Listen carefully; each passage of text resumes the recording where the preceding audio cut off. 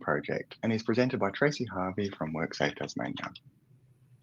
In recognition of the deep history and culture of this island, I acknowledge Tasmanian Aboriginal people, the original and continuing custodians of this land, sea and sky. We acknowledge and pay our respects to all Tasmanian Aboriginal people, all of whom have suffered invasion and dispossession and continue to maintain their identity, culture and Aboriginal rights. Please take a moment to review this information on this slide about the material provided to you today. Please use the chat tab to type any questions you have for today's presenter. The questions will be answered at the end of the session. Only presenter webcams will be used, and today's presentation will be recorded and published online on the YouTube channel of WorkSafe Tasmania at the conclusion of the month. It is now my pleasure to introduce your presenter, Tracy Harvey from WorkSafe Tasmania. Tracy is a project manager in the Policy and Projects unit here. Since May last year, she has led the implementation of the Family Support Framework Implementation Project, including the introduction of Tasmania's first Family Liaison Officer role. During the coming years, she will oversee the delivery of more than 24 recommendations designed to improve support for injured workers, affected families, and the broader community. Please join me in welcoming Tracy to the stage. Thank you, Baden, and hello to everyone who is joining us today. I'm very fortunate to be leading this project on behalf of the WorkCover Board and WorkSafe Tasmania. The name of my project, as Baden said, is the Family Support Framework Implementation Project, and sometimes I'll refer to it as FSFI for short. I'll just head over here. So during this presentation today, I will be presenting you with some facts that you may or may not be aware of. I will take you through the project background and how we landed where we are today. I will speak briefly on the national principles that aim to support families, and we will look at the purpose of the FSFI project, what recommendations are being implemented, and I will share the project outcomes that we are aiming for.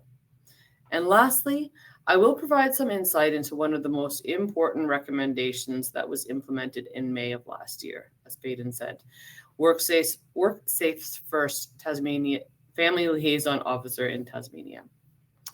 I would also like to give a content warning now, as this presentation contains discussions of workplace accidents, including deaths and serious injuries. Some content may be distressing, so please take care of yourself and step out or reach out if you need to after the session.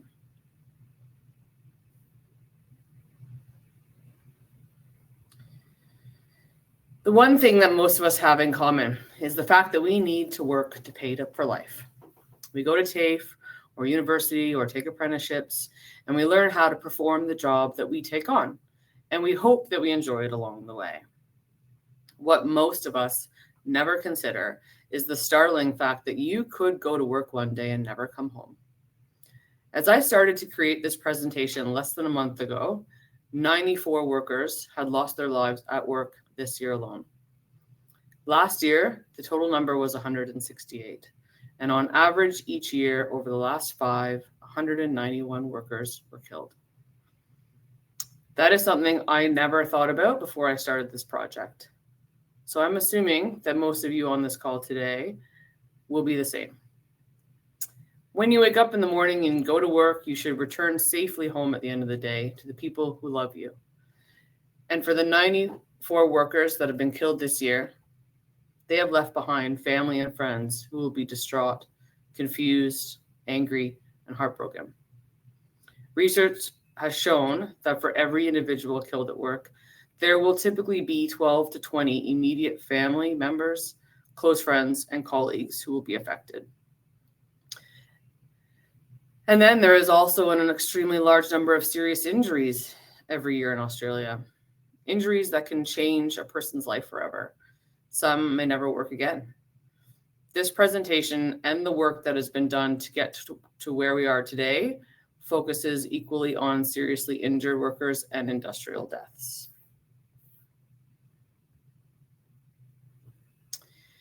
The Family Support Framework Implementation Project came about following a series of events, which I'll touch on now. In March of 2018, the Senate referred to the Education and Employment References Committee to complete an inquiry and deliver a report on the framework surrounding the prevention, investigation, and prosecution of industrial deaths in Australia. During the course of the inquiry, the committee reached out to families who expressed the profound sense of loss and pain experienced when a loved one is tragically killed at work. In October of 2018, the committee delivered the report titled "They Never Came Home: The Framework Surrounding the Prevention, Investigation, and Prosecution of Industrial Deaths in Australia." The report made 34 recommendations with a strong focus on a coordinated national action through Safe Work Australia. Key issues identified were inconsistent laws across states and territories, and they create confusion and gaps in justice. Investigations are often slow, poorly coordinated, and lack transparency. Prosecutions are rare due to high legal thresholds and limited regulator resources. And families face trauma, poor communication, and minimal support after a workplace death. So following on from this report, in 2020, Safe Work Australia, which is a national policy body representing the interests of the Commonwealth, states, and territories, as well as workers and employers, commissioned a comparative analysis of Australian jurisdictions to understand the family support mechanisms in place and identify potential practice improvements. The aim of this report was to provide an overview of the existing support and explore the features of best practice. It also provides direction on what families say they need and want in terms of support offered. These included how the family was notified of the death, the lack of information they were given regarding the process of investigations, and the preference to have a single point of contact to provide clear and regular updates. In May of 2021, the Work, Health, and Safety Ministers developed and agreed to the national principles to support families following an industrial death and recognize the family's needs while supporting them through the most stressful times of their lives. And I'll speak more about that on the next slide. In July of 2022, the WorkCover Board Tasmania commissioned the Family Support Framework Project to address the national principles and identify actions required to improve support to seriously injured workers and families affected by an industrial death for the Tasmanian jurisdiction. In 2023, the board approved the advisory report and recommendations plan resulting from that project, which included 24 recommendations for the board and the regulator. The board agreed to fund 3 full-time permanent positions within WorkSafe Tasmania to implement those recommendations. And in May of 2024, I was one of those positions hired and have commenced the Family Support Framework Implementation Project.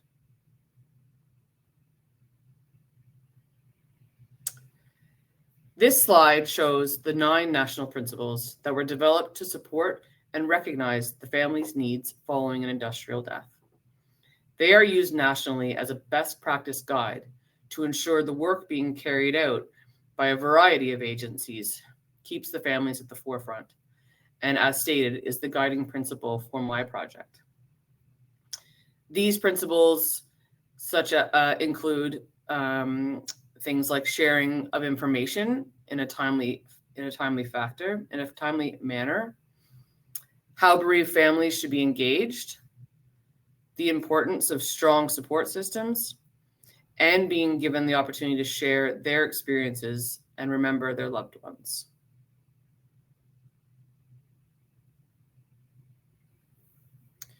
So the purpose of the Family Support Framework Implementation Project is to realize the recommendations, those 24, that were approved by the WorkCover Board in 2023.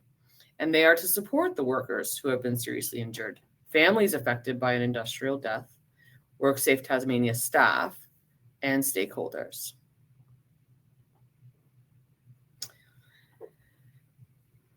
There are 24 recommendations from the report, and my role as the project manager is to identify the outputs from those recommendations and implement as required. I decided the plan to implement would best be suited in a 3-phase approach. Phase 1 is called foundation. If you think of a house, you need to create a solid base to build upon.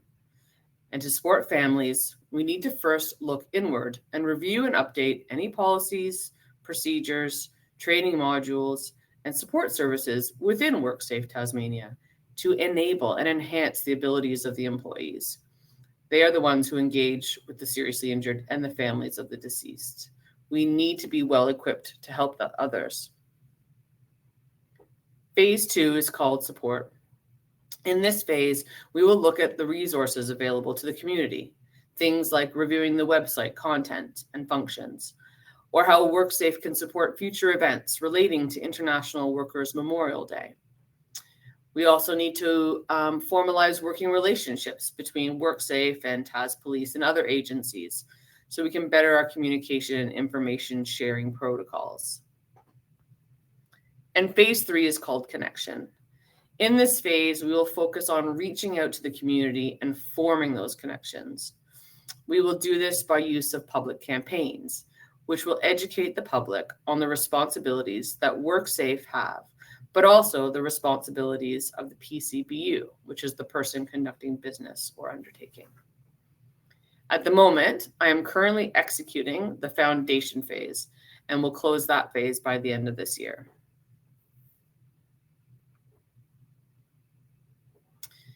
The outcomes for this project are enhanced provision of service that is compliant, consistent, efficient, and empowers WorkSafe Tasmania staff and stakeholders and supports individuals and families impacted by serious workplace injuries or fatalities. This outcome is directly related to the procedures, protocols, and policies that are being reviewed and updated. Improved resources that support and empower individuals and families impacted by serious workplace injuries or fatalities. An example of an output for this outcome is the employment of the Family Liaison Officer. Improved psychological safety outcomes that are supported by a trauma-informed approach and the integration of skills and knowledge. So a recommendation related to this outcome is the implementation of formalized training and support for WorkSafe staff regarding psychosocial safety, mental health injuries, and learning how to communicate with workers and families impacted by grief and loss. And lastly, improved awareness, engagement, and accountability to promote a stronger work health and safety culture. An example of this is the establishment of a formalized working relationship between WorkSafe TAS, Tasmanian Police, the Office of the Director of Public Prosecutions, Witness Assistance Service, and the Coroner's Court, so we can share information, coordinate publicly accessible materials, and communication protocols.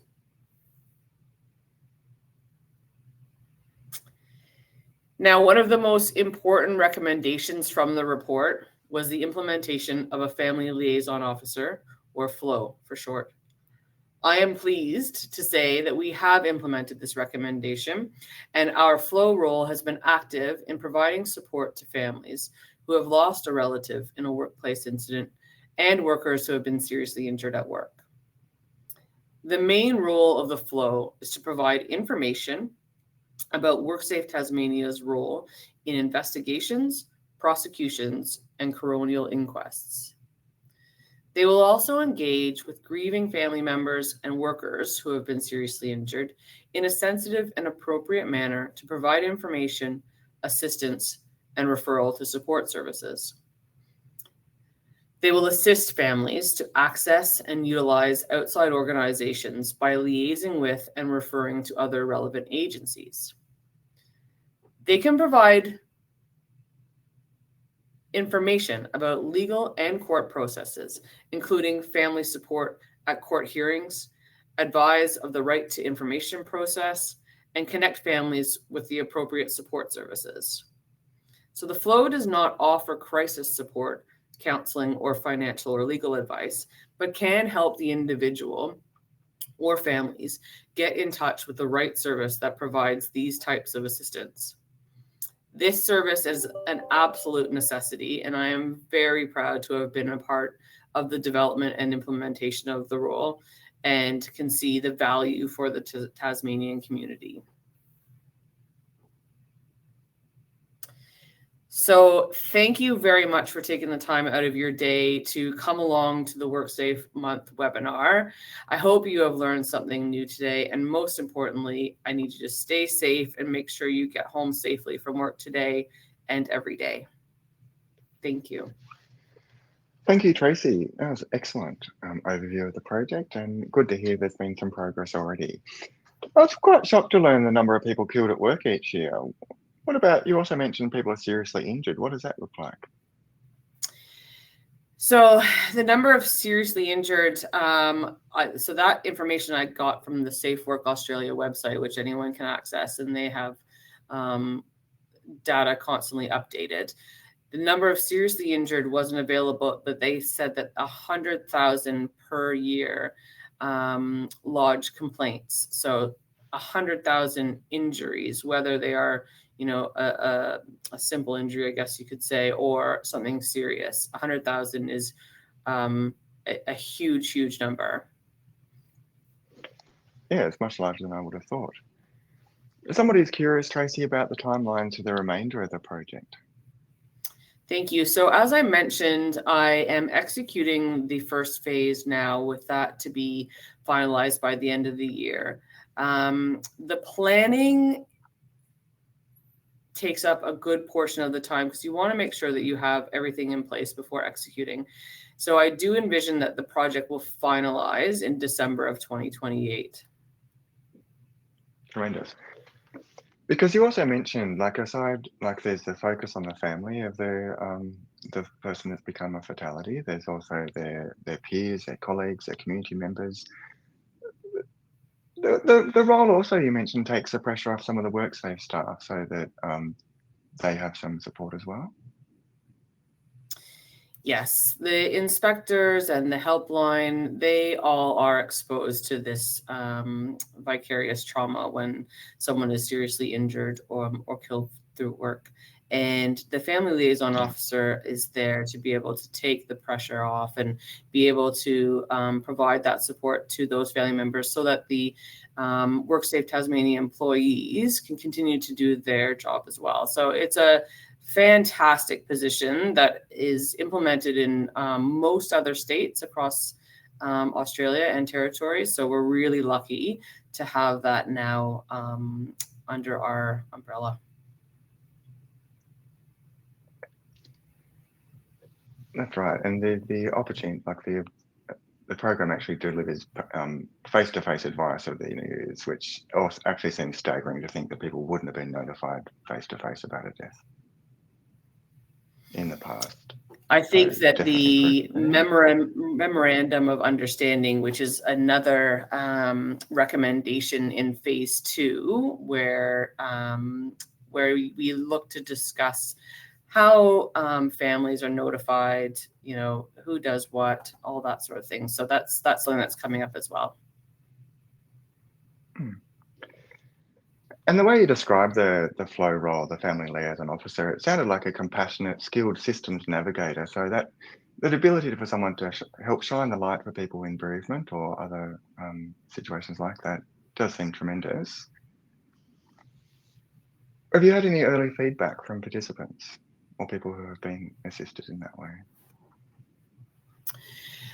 Look, I haven't so much received direct feedback, but I am hearing that right away from the inspectors that it's really allowing them to focus on the work, knowing that their clients are being taken care of in that form. And it's reducing that psychosocial risk for the inspectors to have to deal with that sort of social service side of things that the Family Liaison Officer is trained to do. So that's great.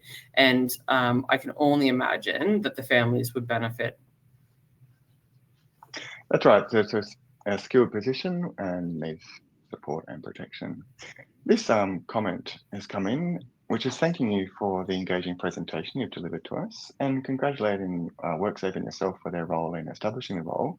Can you talk a little bit more about the establishment of flow roles in other jurisdictions? I know you just mentioned a little bit, but have you got some more information there, Trace? So, for example, in Victoria, there are 6 family liaison officers, so a much bigger state with a bigger need. And so we are working with the other states to learn how their family liaison officers were onboarded, and to take guidance and any learnings from them when we've been implementing this role. So they have been invaluable with their knowledge. And yeah, so we've been at every single state, I believe. I'd have to triple check. I feel like the Northern Territory doesn't have one specifically, but I think they're in our sort of same wheelhouse in terms of a smaller state, and looking to implement one if they haven't already. Thank you. There's another question coming just around some of the quality controls you're using. So who and what type of specialities and professions have been involved in the project so far to ensure it's evidence-based and aligned with best practice? Yeah, that's a great question. So we have a psychologist on board now. That's a new position that has been hired recently. And so being able to check back against best practice on any of these policies and procedures that we're doing internally, as well as, like I said earlier, looking out at the other jurisdictions to ensure that we're on the right track. But again, going back to the 9 national principles, that is the best practice, and should be, we're always keeping that at the forefront in terms of being able to deliver the services that ultimately the families are going to be using. Might just flick back to those principles now. Yeah, that's great. Because yes, as I said, they all sound tremendously useful for people in this situation, and great to have some national consistency. Absolutely. Yep.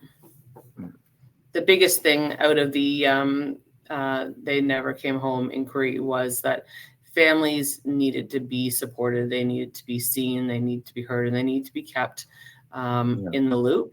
And that was being missed across the country. So this is something that will, yes, be a national guideline for everyone to adhere to.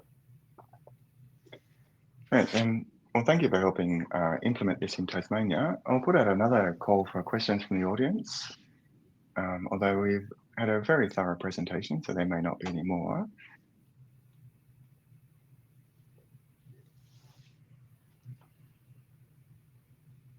Well, thank you, Tracy, for taking the time to present as part of WorkSafe Month 2025. This is, in fact, our last webinar of our program. For the next fortnight, the remaining period of the month, we will be presenting in-person events across our regional centres of Tasmania. Thanks to our presenter today, the rest of the presenters we've had in our webinar program, and of course, a wonderful audience who have come here and helped bring the messages to life and share the news of what's best practice and emerging awareness in the broad range of WH&S associated issues we've covered.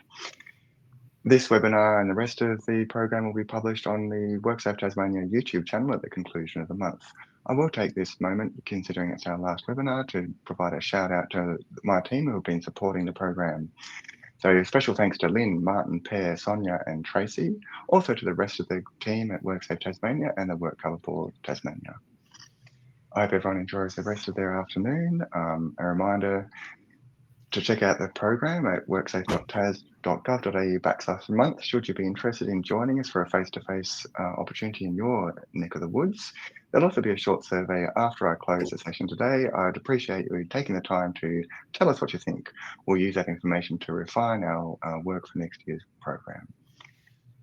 Thanks everyone, and thanks, Trace. Thank you. Bye.